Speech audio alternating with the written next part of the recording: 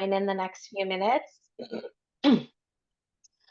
We are going to be recording this meeting, so feel free to turn your cameras off if you're not comfortable being recorded. My name is Kate Sullivan. I am an instructor at the HRC. I teach a cohort in Edison, New Jersey. I see many of my cohort members on the Zoom right now. And I am here to introduce you to Dr. Alexis Herr. She's going to be speaking with us today. She is the Director of Education and Research at the Cambodian Genocide Resource Center. Dr. Alexis Herr has dedicated her life to combating genocide and atrocity. This passion has motivated her educational and professional pursuits and translates into a strong desire to prevent human rights violations. She views genocide education as key to the mission. Ms. Herr received a doctorate in Holocaust history from the Strassler Center for Holocaust and Genocide Studies, Clark University, and currently lectures at the University of San Francisco.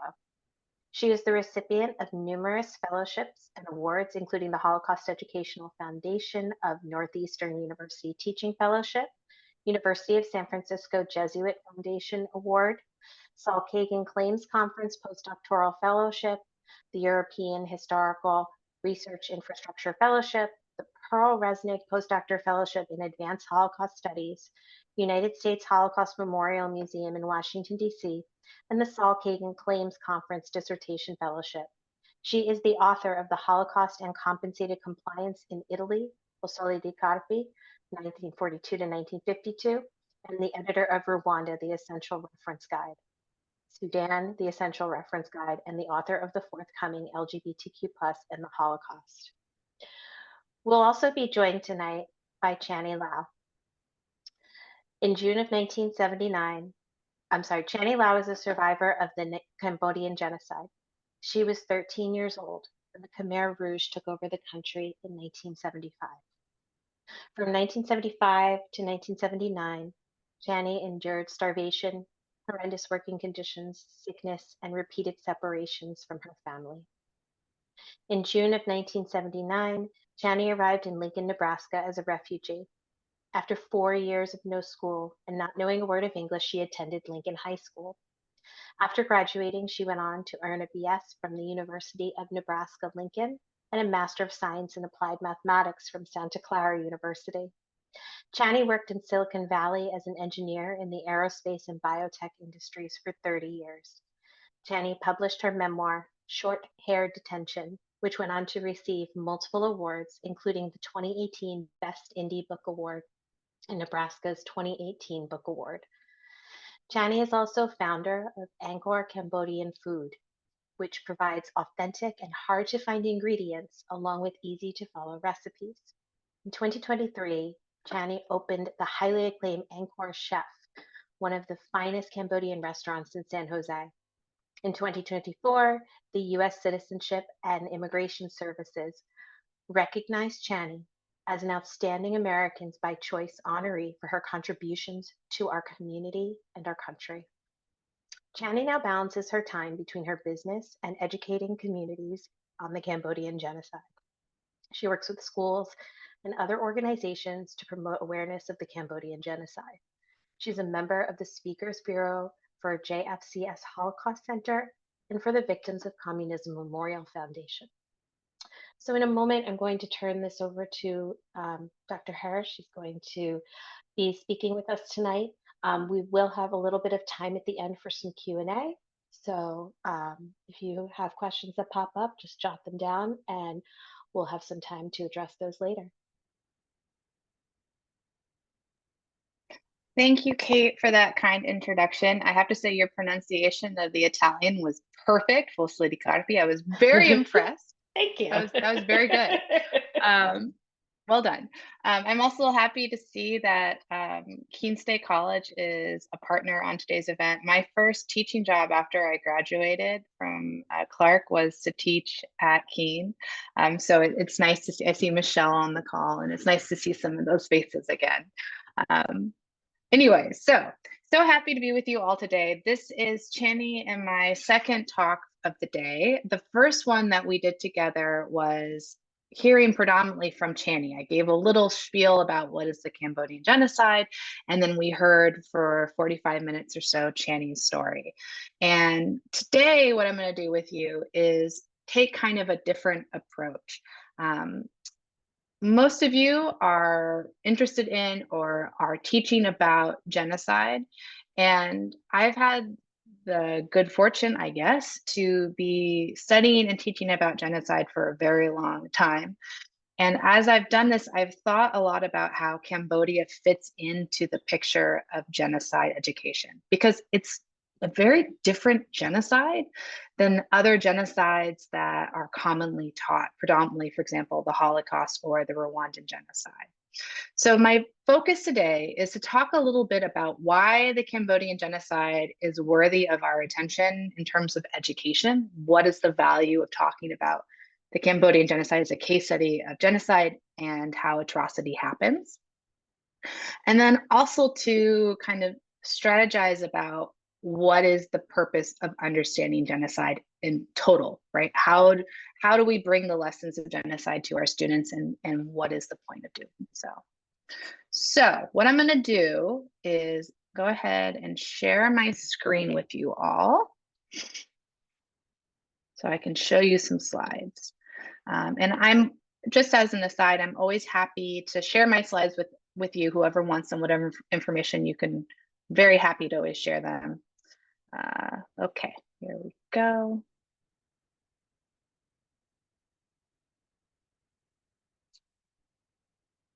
And you,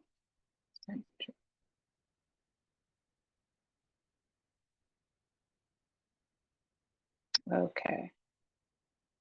Okay, great. All right, so let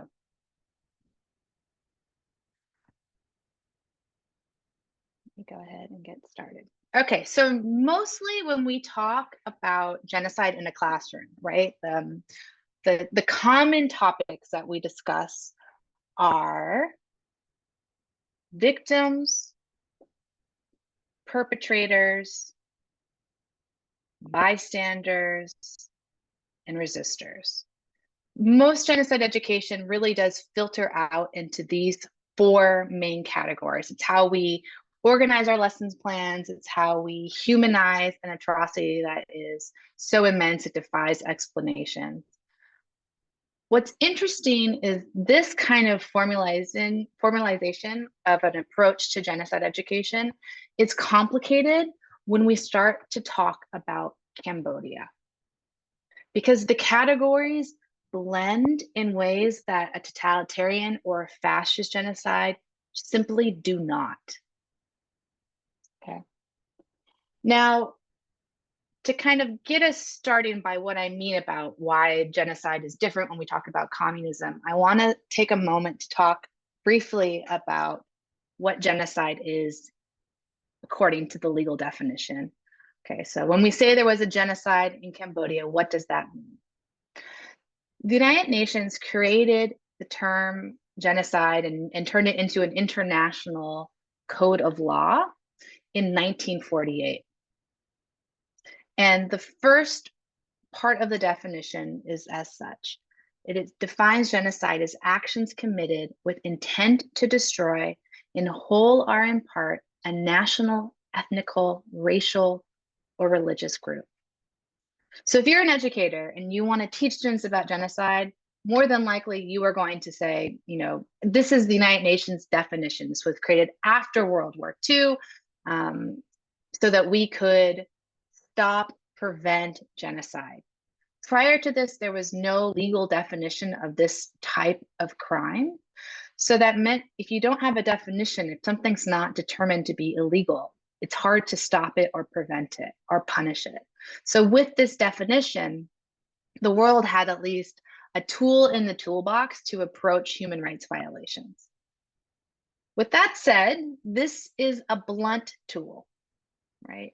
It is not very flexible. And part of the reason for this is two key parts of the definition. The first is intent. So in order to prove genocide, you have to prove the intent to destroy. This is different from other types of crimes. For example, war crimes or crimes against humanity. Those are proven by the actions. So if you bomb a refugee camp, if you attack civilians, those are war crimes and crimes against humanity, full stop. You don't have to look into what motivated the perpetrator's action. Genocide is different. It is unique in that you have to prove empirically the intent to destroy. So that could be a radio broadcast, that could be an email, that could be a letter, right? A document of some sort. But that's what the first part, okay? The second is the victim groups. A national, ethnical, racial, or religious group. This is what makes this term a very narrow term. Crimes against humanity, far more inclusive, way more groups included. You can talk about sexuality or gender. You can talk about social groups, right? Political groups. Those are missing from this definition. That in part is because when this definition was passed in 1948, there wasn't a communist genocide yet, right? It wasn't on the radar in the same way.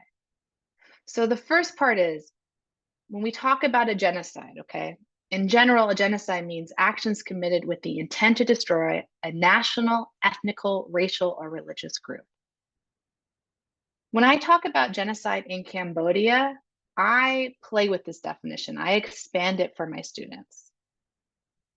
This is how I define the Cambodian genocide. From 1975 to 1979, the Khmer Rouge government, led by Pol Pot, enacted policies and actions intended to bring about the destruction of ethnic minorities, Vietnamese, and religious groups, among others. No other genocide would I do this. I would say this is the UN definition of genocide.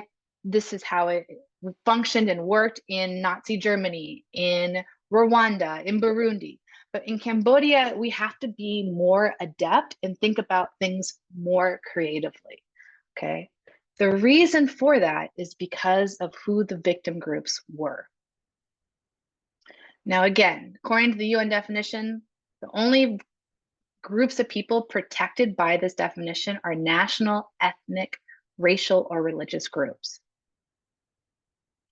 However, the majority of victims during the Cambodian genocide do not fall into these groups. Yet, more than a quarter of the population was murdered in less than 4 years by the same regime.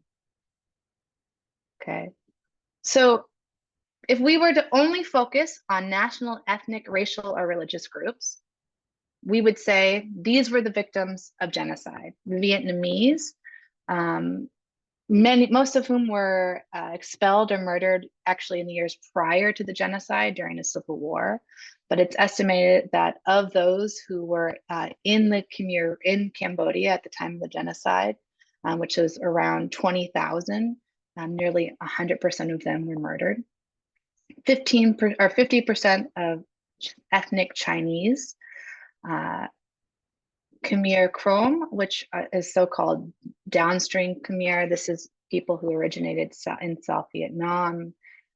Thai, Lao, about 40% of whom all perished. Sham Muslims, 36% perished. Okay, so those fit into the ethnic, national, and racial groups. And then for religious groups, 98% of Cambodians, of Cambodians monks were murdered. Okay, so 70,000 were murdered. 95% of all Buddhist temples were destroyed. So these groups were attacked by the communist regime, very much tied to communist ideology. Okay, but they do not account for the some 2 million people in total who died because of these policies that were enacted by the Khmer Rouge, which makes us have to think bigger. what about everybody else? How do you lose such a significant part of the population in such a short amount of time? Okay. The difference between a totalitarian genocide, like a fascist genocide, and a communist genocide is how the victim groups are viewed by the perpetrators. In Cambodia, the population was split into two, the so-called base people and new people, okay? Base people were considered to be those who were farmers, peasants, those who were living in rural areas who by and large didn't have an education. And the so-called new people were educated, they were doctors, they were teachers, they were businessmen and women. They were people who had supported the previous government, okay? They were also, it could be described as something as arbitrary as someone who was wearing glasses could be grouped into the new people because they were considered to be educated. These people, the so-called new people, were annihilated and attacked so brutally that by the end of this 4-year period, there were only 45 doctors left in the entire country, only 7 people with any legal training, only 10 graduates in agriculture, and 1 veterinarian. I share these statistics with you to really help paint a picture of, again, how a communist genocide under the Khmer Rouge was different than a genocide under other types of regimes that you will have studied or heard about. It was not solely about ethnic, racial, national, or religious identity. It was about people. This picture is of S21. It's a very famous site in Cambodia today. It was one of, I believe, I think there was around 189 interrogation centers in Cambodia during the genocide. I'm showing you a picture of an interrogation center because although we have these kind of distinctions of base and new people, the reality is after a certain amount of time, it didn't matter if you were a base person. You too could very easily be implicated or suspected of being an enemy of the state.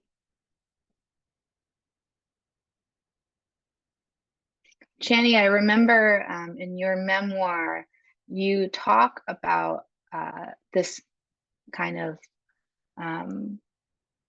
it's not a process, but this kind of almost a ritual of having to inform on others. You would have meetings and you'd have to say, I was not productive enough or someone else was not productive enough, that it was part of kind of how daily life functioned.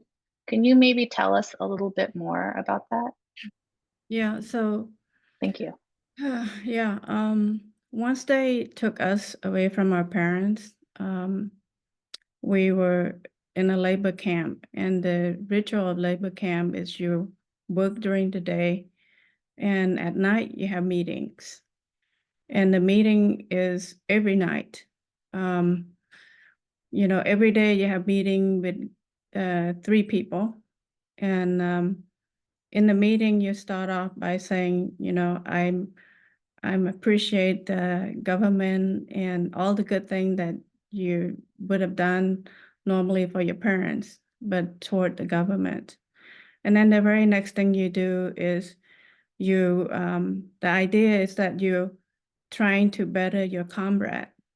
So right away you have to think about what can you, what did your comrade did that can be improved, can be better next day. And then if you don't have anything, you know, that's fine. But if I myself get into a group of half Chinese, so we don't, in that 3 people, we hardly have, you know, correction for ourselves. And we would get together and, you know, do this, I don't know, the ritual. And then we would just kind of mingle and talk about something else. And then when the leader walked by, we would switch back to, you know, I appreciate the government and all that. But when we get to once a week, we meet with a group of 10 people. That's when other people start to, I think, criticizing us. And they keep score. They would say, like, you have been criticized last week. I don't see anything better. And then when you continue to be criticized many times, you would be moved from the camp to the soldier, you know, and they would re-educate you. And a lot of time when you get into that situation, you don't come back. So this is, you know, turns people not trusting each other. Eventually, you know, when I first go to the labor camp, it was me and the kid that in the town that I was with. Then eventually I you know, lost trust. They don't trust me. I don't trust them. There's no conversation. There's no relationship building. It just destroys you that way. And by the time my dad was escaping the country, I was the daughter of the enemy. So you don't really, you're constantly being interrogated, even with this structure that you're seeing right now. Every day you're being criticized or had to be on your toe all the time. Thank you. You bring up some good points too. Like one of the things that is specific to a communist genocide, and particularly the Khmer Rouge genocide, is the disruption of all realms of life. So you went to a labor camp because you had to leave your home in your town, and your family was separated from each other. There were children's camps, adult camps, people were separated by gender. So it completely broke down the normal sense of what family is. And then also this idea of community and trust is also completely destroyed because you're asked to be informing or telling on your comrades, right? Mm-hmm. Yeah, that was true. And there was, you know, in my personal experience, I have one of my brother who he was recognized by the camp leader and somehow was you know, have a favor for my brother, and they would let my brother do a job of cooking for the camp. And as soon as my brother became a cook for the camp, I lost trust because I'm thinking, you know, I don't really trust him. How come he got the favor from the Khmer Rouge? And I love him still, but I was afraid of him. So that's just an example, you know.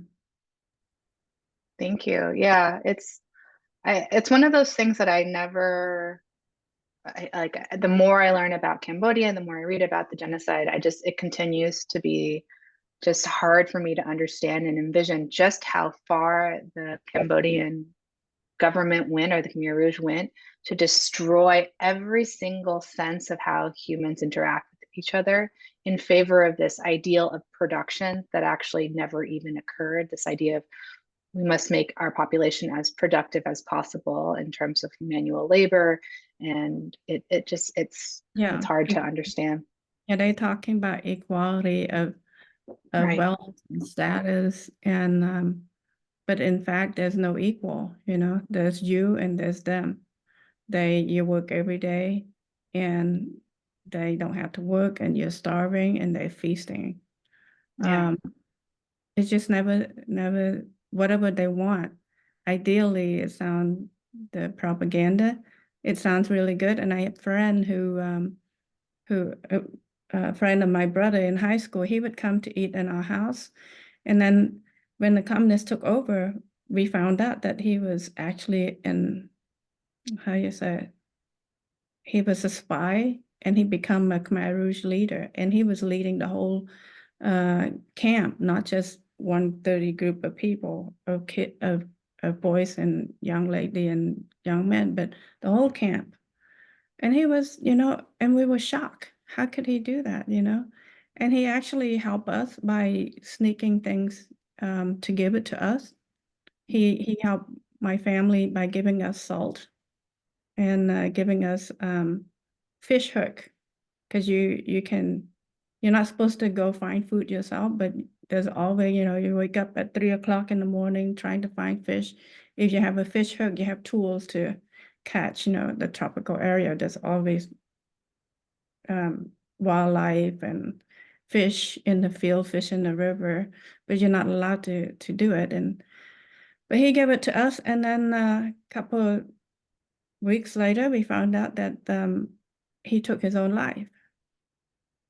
And that was just something that sometimes people misunderstood and misleaded to doing something for good cause. And it turned out one thing lead to another, that this is not what they signed up for. Yeah, that's such a good point. Mm-hmm. Yeah, it's part of it's the history of this genocide too, which we talked about this morning, but they're preceding the genocide is basically a 5-year civil war. And it's between a communist government, a communist regime, which is the Khmer Rouge, and what is currently in government, which is under Long Nol, which is more or less a democratic government.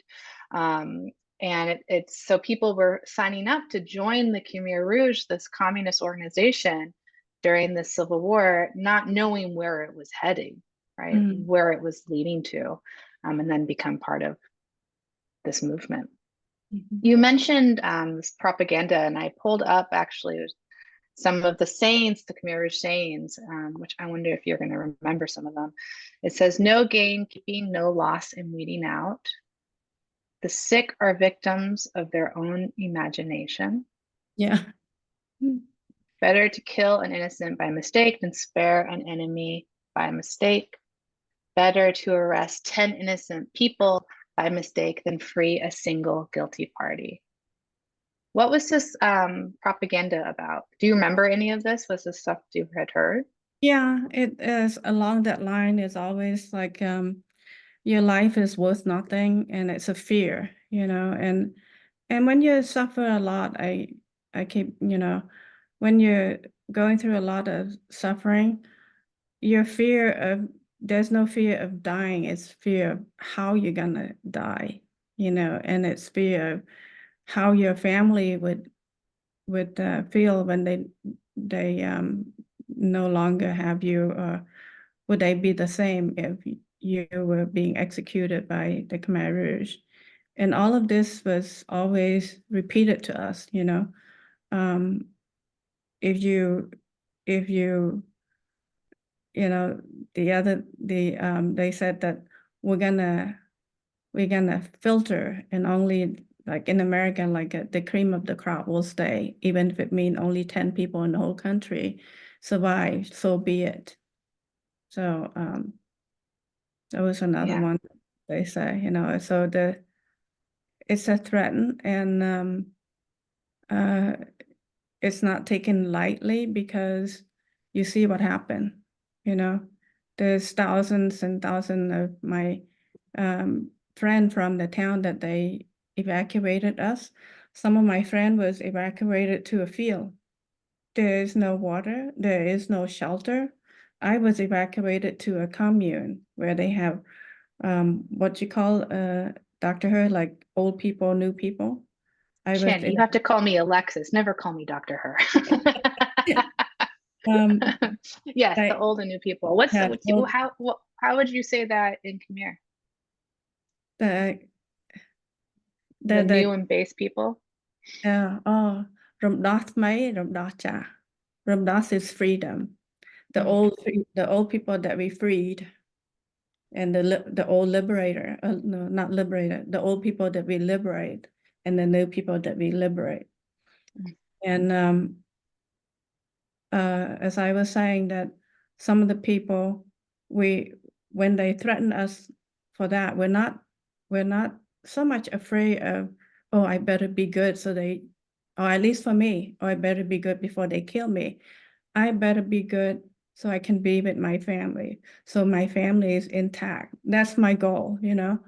Um, but there's no doubt that what they're saying, all this is a threaten, a hollow threaten. It was, yeah, so what, you know? They, like, we saw how they evacuated some of our friend into an empty field, no water, no nothing, and then that's it. There's no provision after that. And all those people was dying, and I see some of my neighbor live in the same block. She eventually able to come to our town, and we couldn't recognize her. The only thing that we recognized her was her voice and her eyes, you know, something about her eye, because she lose so much weight. And she told us how her family died, you know, from starvation. And we, you know, she told us that she didn't recognize us either, but at a certain level of, well, I at least was evacuated to be by the river. So when you by the river, there's fish and vegetation that you can sneak around and steal and do as much you can. But there is no privacy. There's no individual. There's no individual family, or everything was about one being. You know, it's like in the whole, everything's like a big giant family. They take away our cooking utensil, our kitchen, our family, and there's no word for a sister and brother. There's always comrade. And you know, we're supposed to treat the government who's take care of us like our parents. And I see some kid that younger than me actually felt like their parent was no good to them. You know, it's like all they knew, but by the time they were, I have a younger brother, 4 years younger than me. And before they took him to the labor camp, I remember my mom was telling him, hey, Kean, you know, you're going, don't forget what we had. And he would say, Mama will never forget noodles. And that's just his way of saying it. It means for 4 years, we have never have enough to eat. And it's probably mean that he daydreaming about eating noodle, you know, we had nothing. And I knew then that my brother will never forget like other kid. It's I appreciate you sharing your stories with us for so many reasons, in part because it really does help to articulate the constant threat and fear that everyone existed under in Cambodia, regardless of whether or not they were, you know, part of the base people, which was the more desirable, or the new people who were more quickly weeded out. It didn't really matter. By 1976, 77, it really, everyone had to be on alert. Yeah. So sorry. No, go ahead. For an example, when we were evacuated from our home going into this new town, they automatically feel like they are in better situation than us, and they start treating us like we don't deserve to exist. Even the people, I'm not talking about the soldier or the leader. And there's some that are not all like that, but for the most part, you know. And also, I'm half Chinese, even though I don't speak Chinese. My grandfather escaped from communist China, but I have lighter skin, and I value everything and proud of Cambodian culture, but that doesn't matter, you know. But anyway, they were, you know, what it was always constant fear, and they was the old the old people or the old liberated people was trying to gain on us. And then after a year, we start to get better because we know how to do farming just like they do. So they respect us a little bit. And after the third year, I heard one of the leaders said, and she used to be like working for the landowner. She would be kind of attacking all of us all the time. But one time she said, my clothes is all torn. And, at least in the old way, every year, my master would give me a new present, like new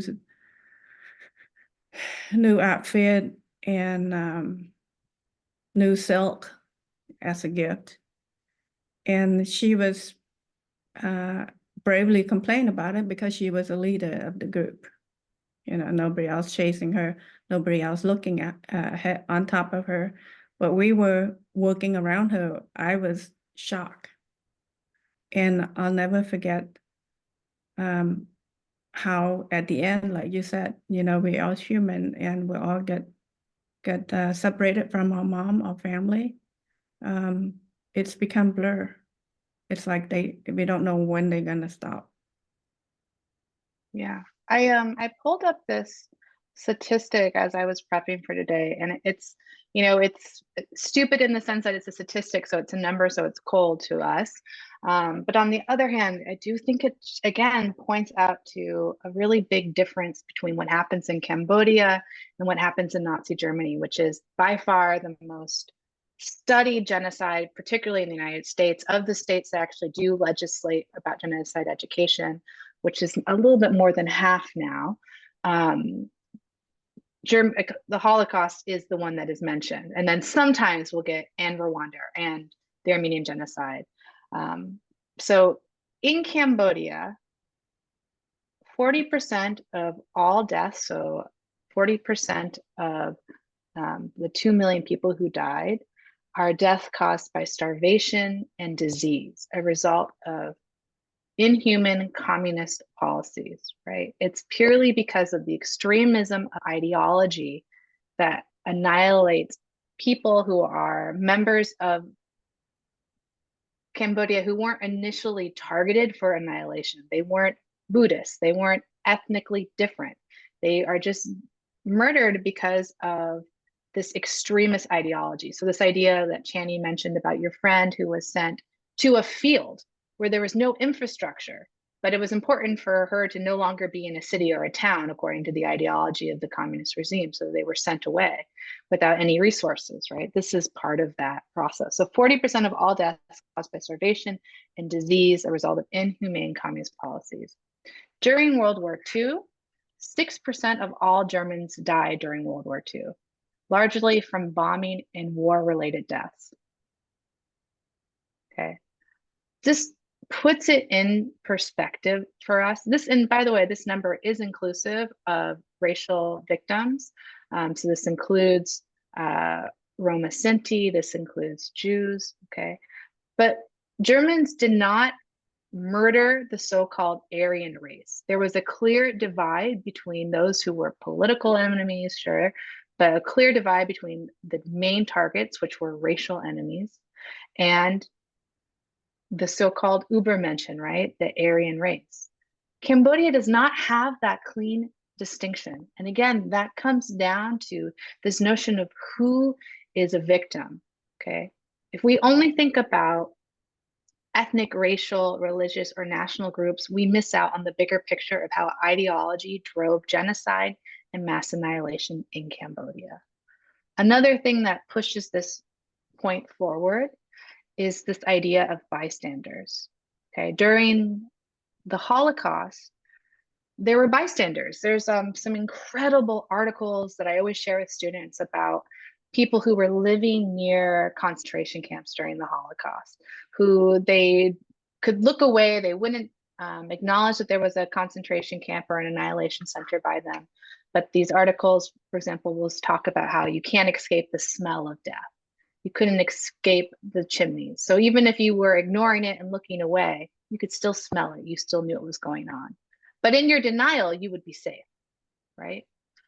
That didn't exist in the Cambodian genocide. This is a picture, again, from the Slow Slang, the S21, this interrogation center. These are pictures of some of the victims who are shown there.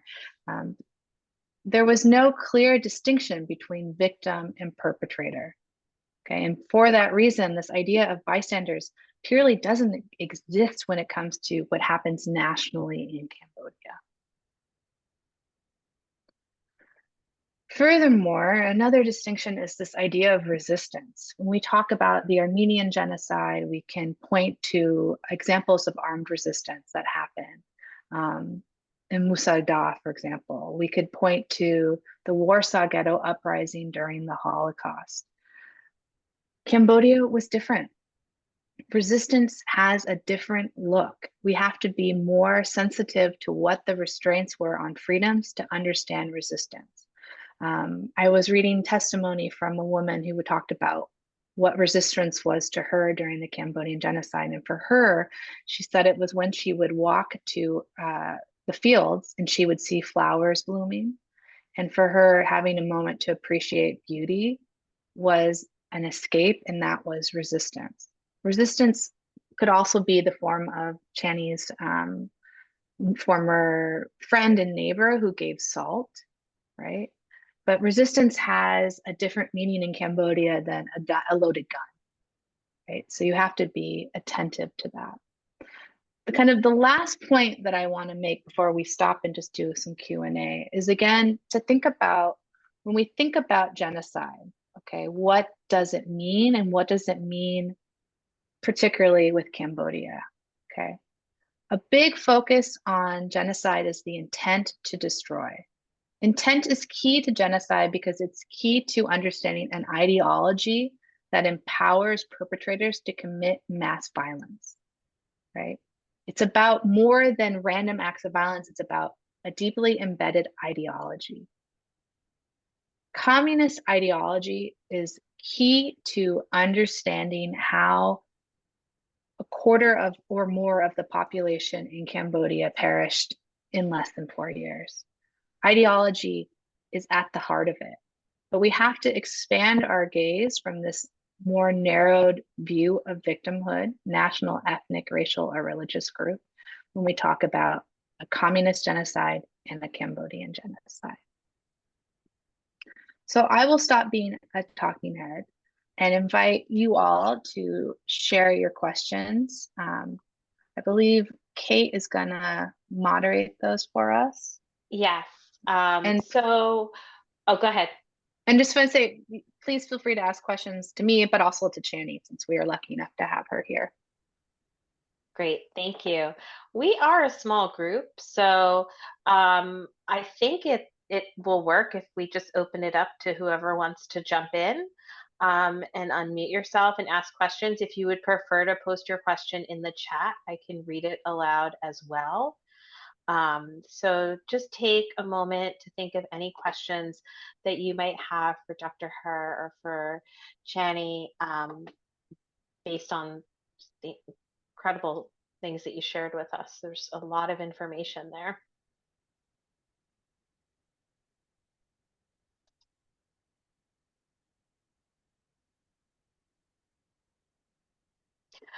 I have a question. I have a couple questions, if it's okay. I'm curious, you know, Channy, you have this so much of the work that you do is connected to food and cooking. And you mentioned that you had no kitchen utensils and there was no family dinner. Can you just talk a little bit more about that idea of why was the family eating together or having your own dinner something that was discouraged or not allowed? Yeah. So, I mean, first of all, after they evacuated us from our home, we hardly have much thing with us, but we managed to do some exchange and trading and get some like kettle to heat up water and cooking rice and things like that. But the ideology, again, is about even. So how can you have an even country or even society when you eat something different than me? So they decide by even equality through what, not just the status, but what you eat and where you eat it. So they confiscate again after they evacuated us from our home. Their new law, it's keep changing every day. And the more they change, the tighter it gets. The more they change, the less humane we become, you know. They give us no right to sit together, you know, have conversation or mingle as a family.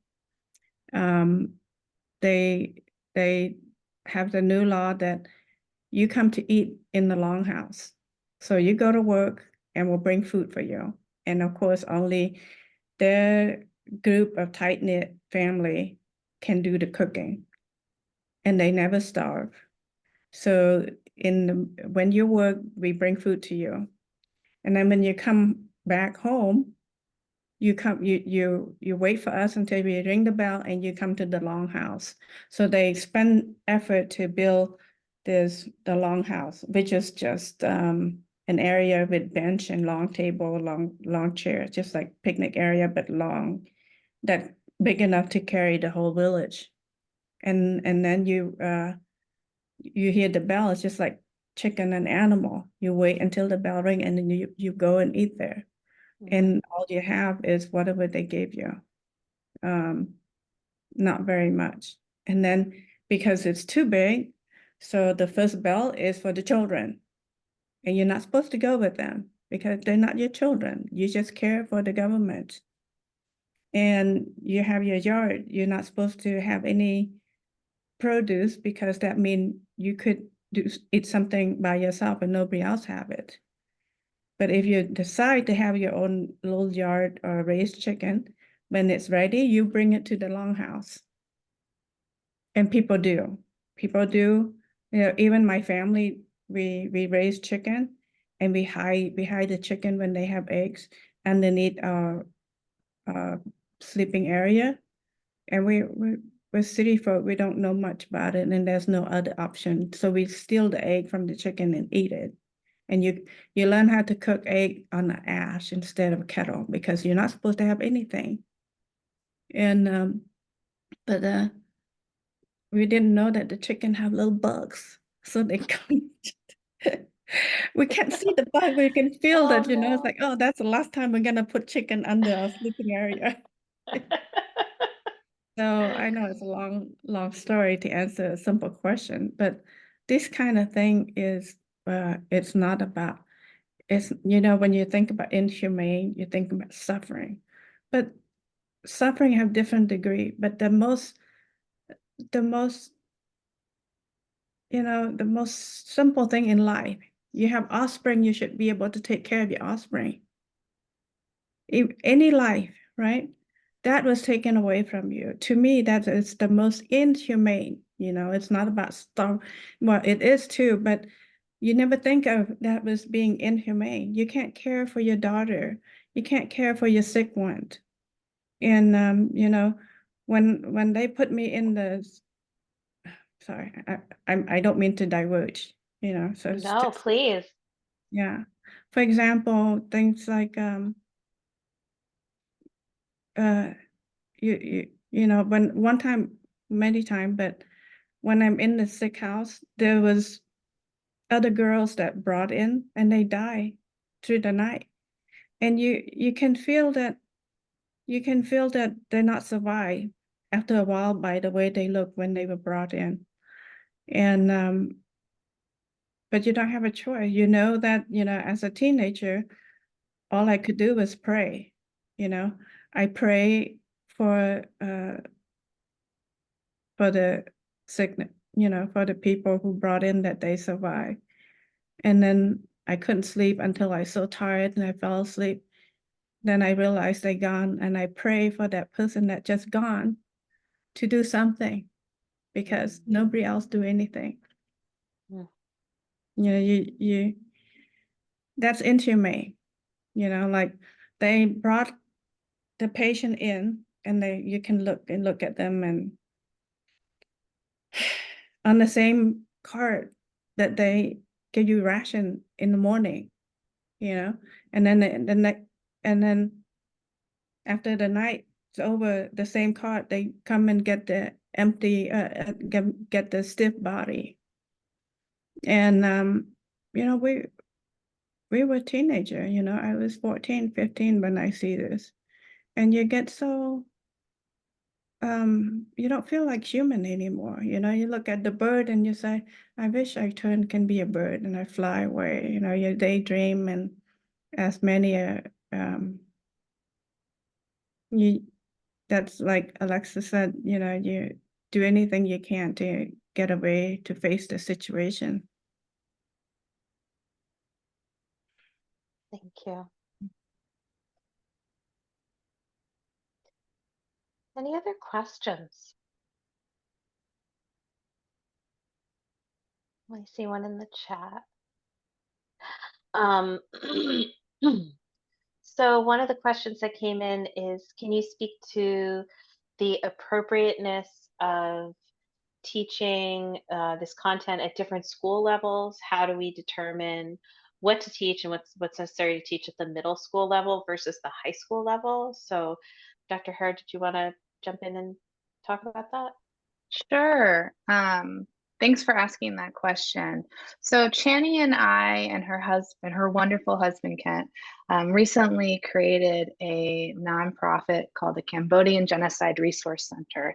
And we designed curriculum based on Channy's memoir, Short Hair Detention.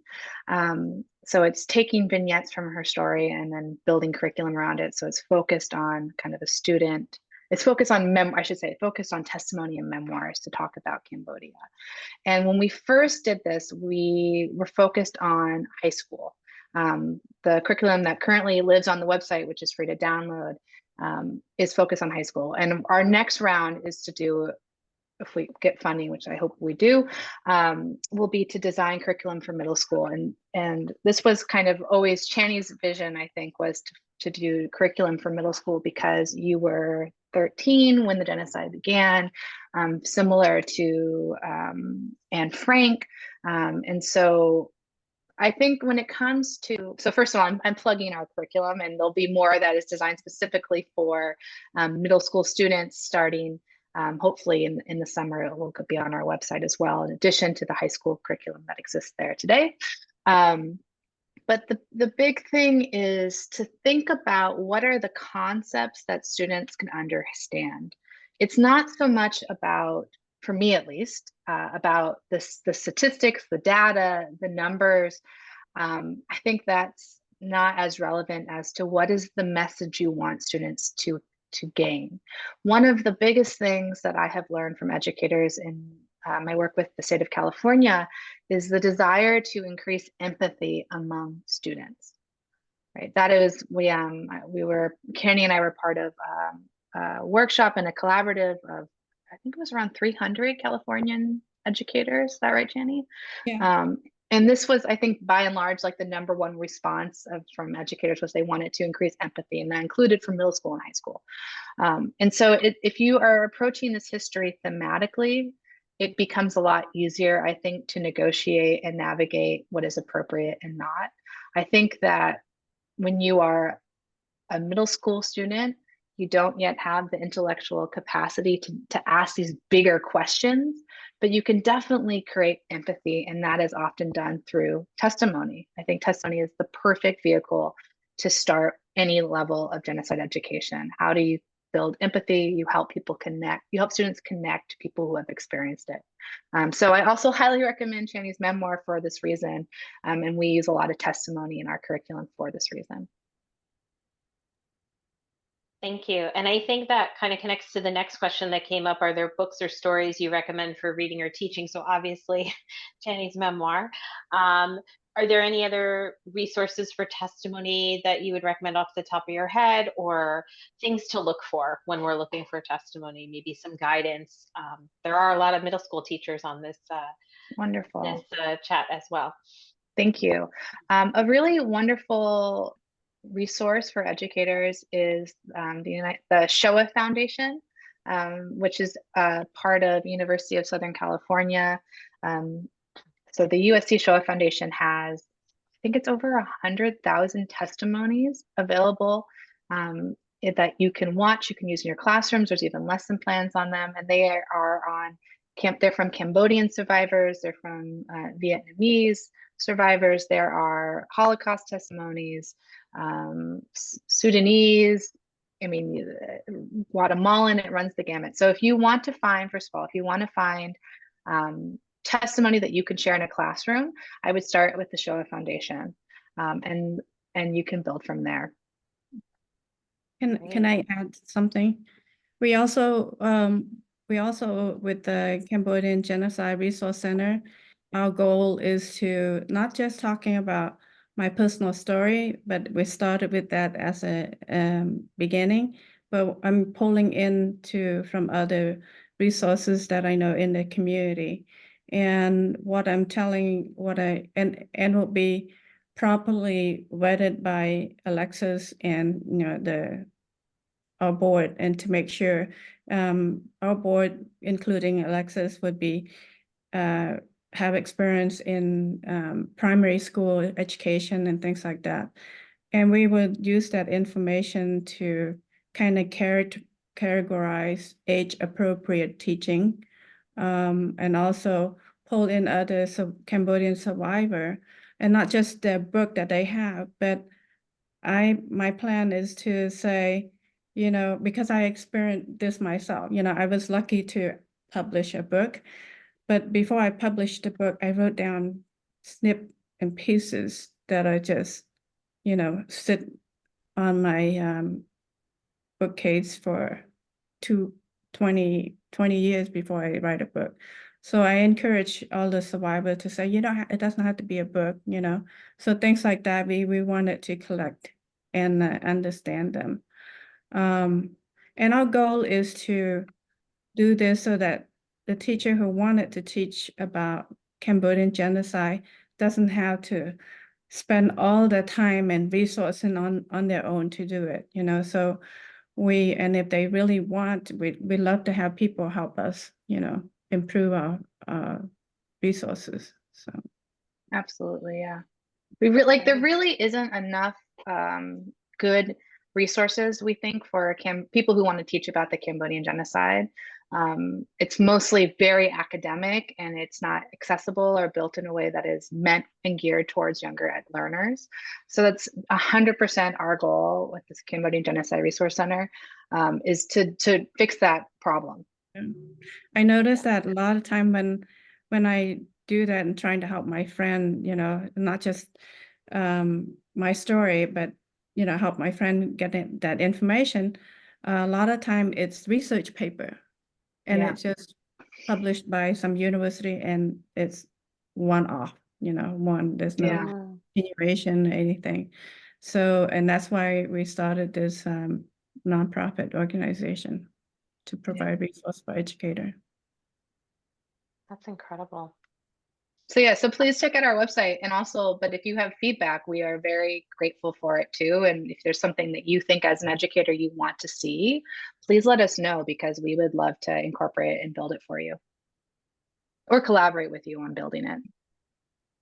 That's great.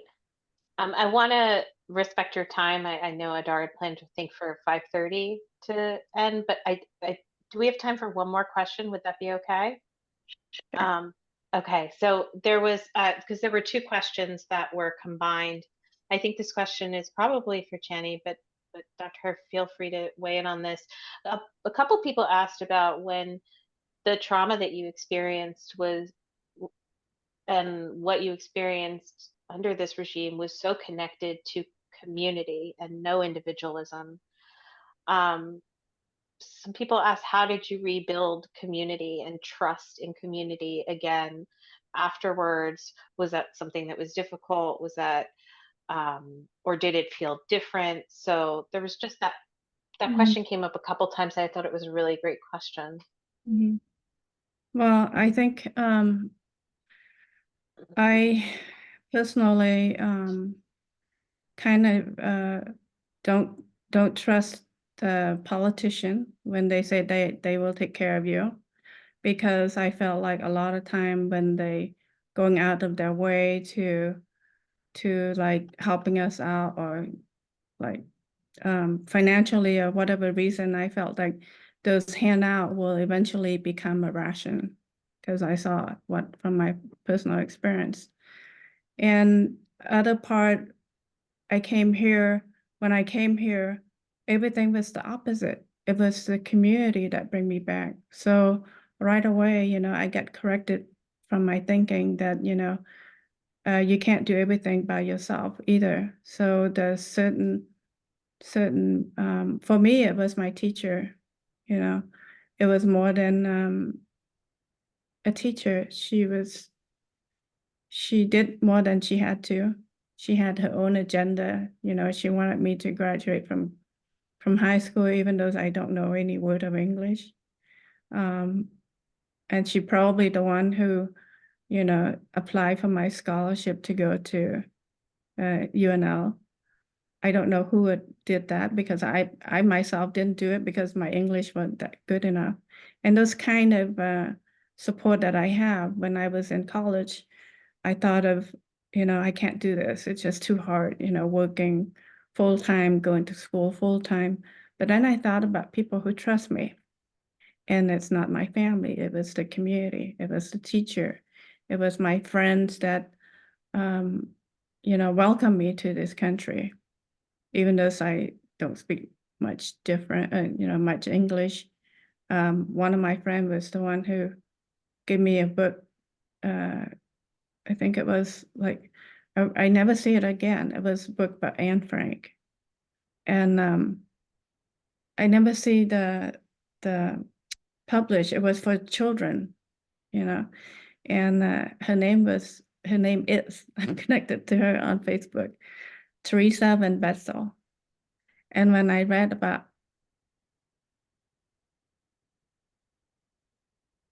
what happened, I thought, huh, this happened before. And, at the time I was thinking, why adult in this world don't do anything about it? But now I am adult, so we live in the same world, human world. So I'm trying my best to get back. So to answer your question, I can't forget, but I have a lot of other things that keep me not remembering every day of my life. It's still before all this, even when I was working full time and raising 2 children, there's still time that in the middle of the night I can't sleep. But I'm afraid to talk to a psychiatrist or psychologist, because I'm afraid that they label me that I can't recover. So I have my own challenge. I want to see them, but then I'm afraid I get stuck. It's understandable. Thank you so much for this. It's been, the work that you both are doing is so incredible, and we are so grateful as educators. I know that there are incredible teachers in my cohort that are going to come up with so many great ideas after this of how they can bring this to their classroom, and I really look forward to sharing it with you, and the impact that you've had on them. I know it's been incredibly impactful for me. And Channy, I know you shared your story earlier today also. So I thank you so much for sharing it again. Dr. Herr, I thank you so much for walking us through the differences. We're all, so much of what we do is connected with the Holocaust, and so really defining genocide and how we look at it, it's been so helpful. I put the link to your Cambodian Genocide Resource Center in the chat for our teachers to take a look at it and explore it. But again, I can't thank you enough. Thank you for so much for sharing your story, Channy, and thank you, Alexis, for curating these ideas and resources for us.